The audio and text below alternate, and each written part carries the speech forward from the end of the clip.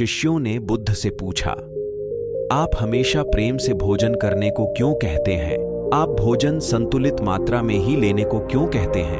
यदि हम उस भोजन को प्रेम से न खाएं, तो क्या वह भोजन नहीं रह जाएगा? यदि हम बहुत अधिक भोजन कर लें, तो क्या वह जहर का काम करेगा? बुद्ध ने कहा कि हम जैसा भोजन करते हैं, हमारे विचार वैसे ही बन जाते हैं। यहाँ भोजन से बुद्ध का मतलब इन सभी चीजों से है जो भी हम लेते हैं, चाहे वह भोजन हो या जानकारी। ये दोनों ही चीजें हमारे जीवन को गहराई से प्रभावित करती हैं। बुद्ध अपने शिष्यों से कहते हैं, मैं तुम्हें एक छोटी सी कहानी सुनाता हूं, इससे तुम्हें बेहतर ढंग से समझने में मदद मिलेगी।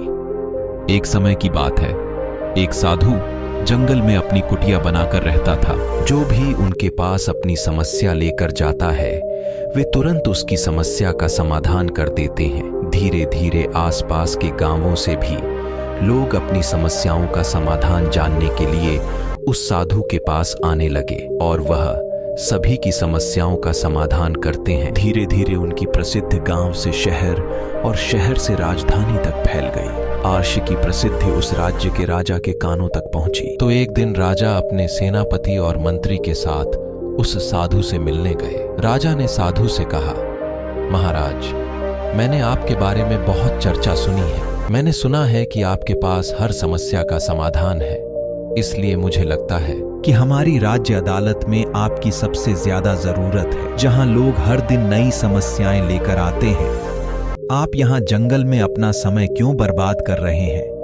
आपको यहाँ उचित भोजन भी नहीं मिलेगा। जंगली फलों को तोड़कर खाना चाहिए, पत्थरों पर सोना पड़ेगा। आप हमारे साथ हमारे महल में आएं, वहां आपको हर सुविधा दी जाएगी। खाने के लिए स्वादिष्ट व्यंजन होंगे, आप इनका स्वाद लीजिए। आप यहाँ अपना समय क्यों बर्बाद कर रहे हैं? आप हमारे साथ हमारे राज दरबार में बैठिए और राज दरबार की शोभा बढ़ाइए।